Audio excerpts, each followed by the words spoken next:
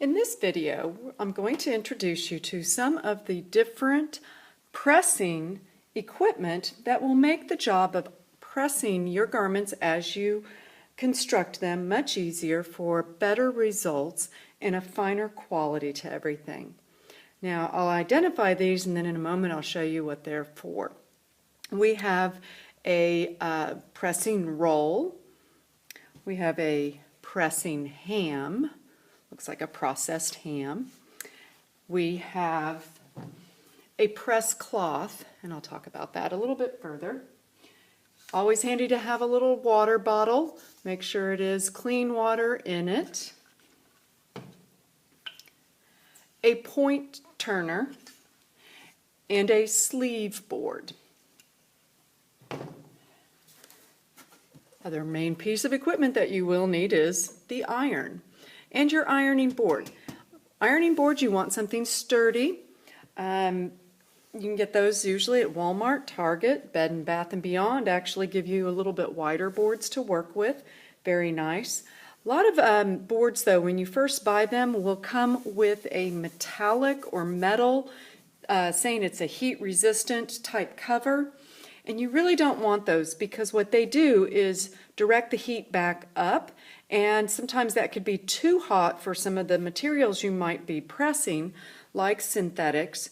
So you're better off actually to recover your board. They do sell all cotton board covers, which I highly recommend because the cotton helps absorb. And if you ever notice too that you have worn out any of the padding and you start to get the little waffle iron look of what the underside of the board is made out of, which is metal, and it's open work so that the heat can actually pass through and dissipate.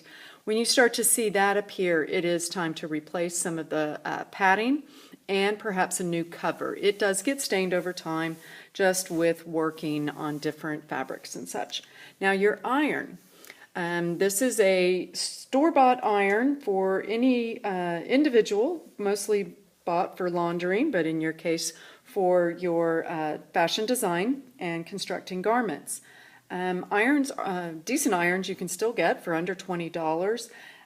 Past any of the equipment that you received in your kit, I'd say this is probably the first piece of equipment you should plan to purchase. Most households do have an iron on hand, and depending on what make and model that you get, you need to always refer to the manufacturer's instructions first, but they all contain many of the same features. Not commercial irons. Irons bought for the households are usually meant to stand on end when they are not being used. So keep that in mind. You do not want to leave an iron unattended in this position. It can actually then cause a fire. It will burn the surface it is on. Now, most irons will also have a dial or a slide in order to set the heat for your iron. The lower settings are for your synthetics like polyesters and nylons. Mid-range would be for your silks. Moving into your cottons, wool and linen are your two highest levels. Now the irons may just only have a numbering system, and you refer to your owner's manual to know which numbers indicate what. But again, usually the lower settings are for your synthetics, higher settings are for natural fibers. This iron has a setting for the amount of steam that I would want it to produce, anything from no steam to high steam. Most household irons will have a reservoir that you can fill with water. You may need to do that periodically while working on different projects. In this case, it opens up and I just pour it in there. Do pay attention to any kind of indicator that they say how full to fill the iron. Now, over time, as different water is used, the holes can get clogged, and sometimes some irons drip and spit. So in the cases that if your iron is at that point, one, you can run some water and vinegar wash through it in order to try and clean up some of those clogged pores on the faceplate. Another option is to always use distilled water. That will last the longest without leaving the calcium buildup that you would get from water from your tap. Once that dripping begins to happen, you can't control that steam as well. So at that point, I stop using the iron steam feature, and I will actually use a spritz bottle of water. You can sometimes dial how wide that spray may be, and I will mist my surface and then come back over with the iron. There's also times when I may want to do that directly instead of using the iron feature for steam. Steam helps to set with heat seams, pressing edges, and things like that. So it is beneficial to use your steam on materials that can take that. You do not need steam for synthetics like polyester and nylon, and I do not recommend using steam on silk because some silks can be stained with water. Now moving on to some of our basic pressing techniques and into some of our equipment. So this looks a lot like some of your samples you had been sewing, but if you were doing garments, they would be larger. Just a reminder here, one pass to set your stitches. Then depending on whether you want to press your seam allowances one direction or the other, or press them open. It is recommended that you press as you go when you're working on your projects. It will have a much nicer look in the end. They may be your projects and or your samples, and you always want your sample garments to look very good. Whereas in production, they'll hold off to the very end sometimes for all their pressing steps. So that is a good press there. Seam's open. It's a straight seam, so that's pretty easy and straightforward. Now, when you get a seam that might be curved, so in this case it's like a bustier, this is a curve around the bust area down to the stomach. And when you have curved seams, I can't lay that just flat. Let me adjust this camera just a little bit. There we go. I can lay it flat first to set my stitches. Let me do both sides here.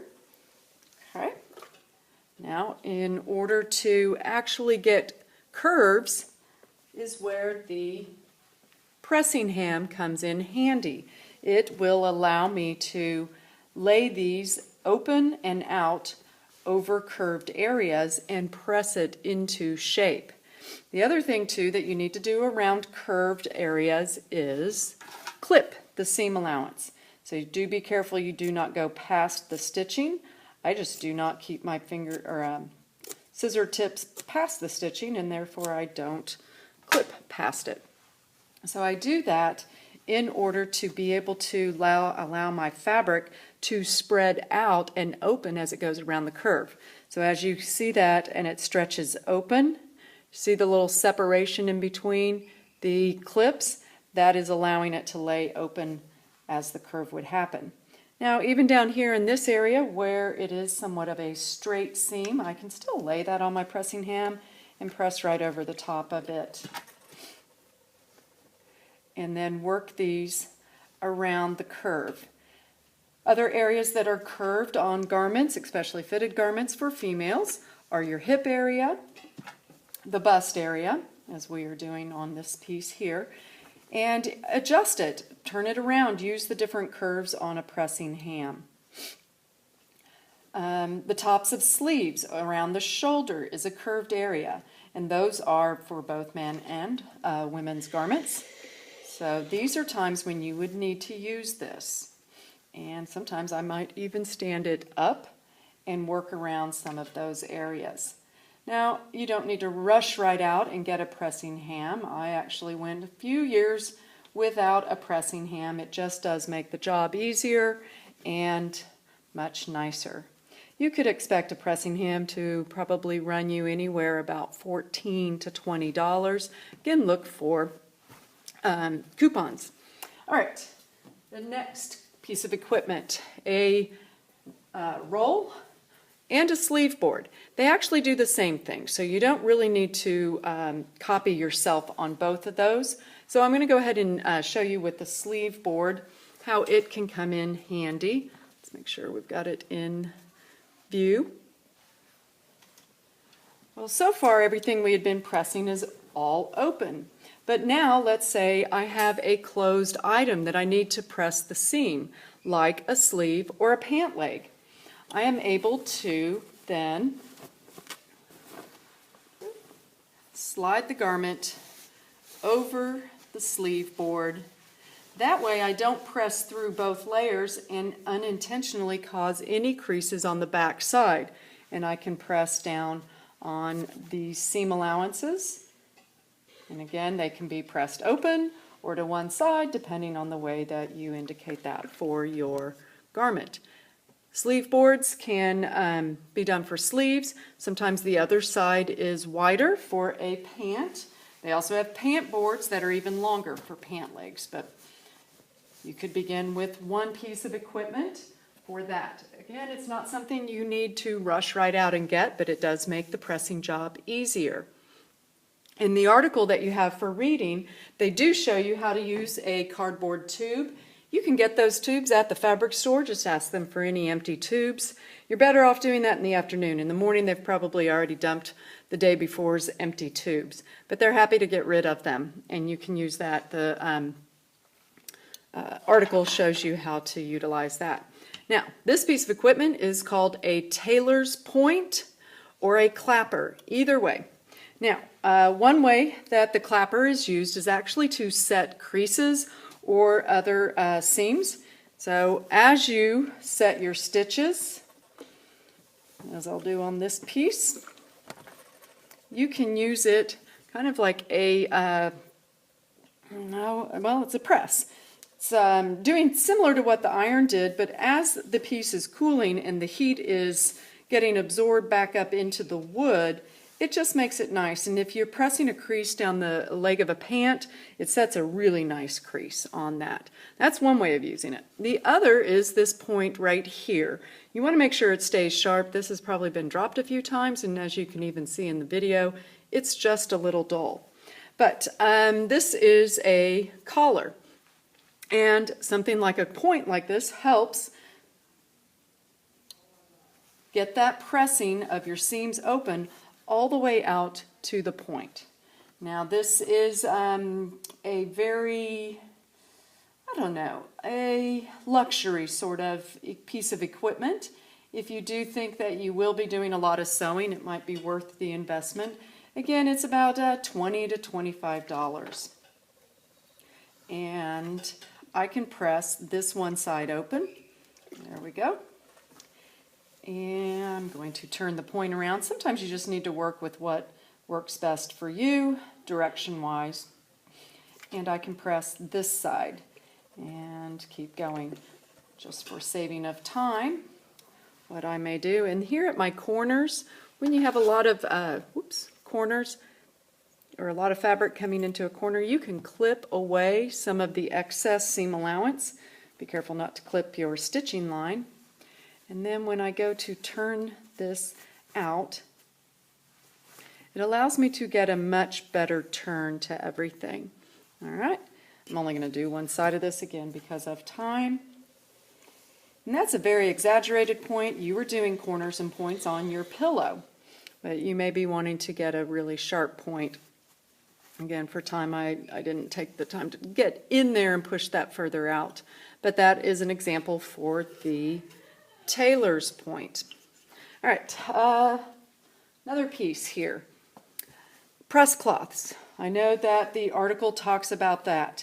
Press cloths are very handy to protect two things. One is the faceplate of your iron, and others are the fabric or the garment. Sometimes you may have a fabric that you just don't want to risk charring or scorching in any fashion. So in this case, I can press this open, and a press cloth can be laid over the top. Now, some press cloths are cotton. It's a great fabric because it absorbs the heat easily, but a thin cotton will allow the heat to pass through. But your article recommends, and I actually use a silk organza. What I like about the organza is that it's see-through, so that I can make sure that as I press or as I go to grab my iron, nothing is moved underneath where I want to press, and that I get a nice finished edge, but I can see what I'm doing the whole time. So a press cloth is very, very handy. I think I have covered just about everything that we have here in our sewing lab. The article may mention a few other things, some other tips and tricks for using moisture as you are pressing. So make sure you read those. They will come in handy someday.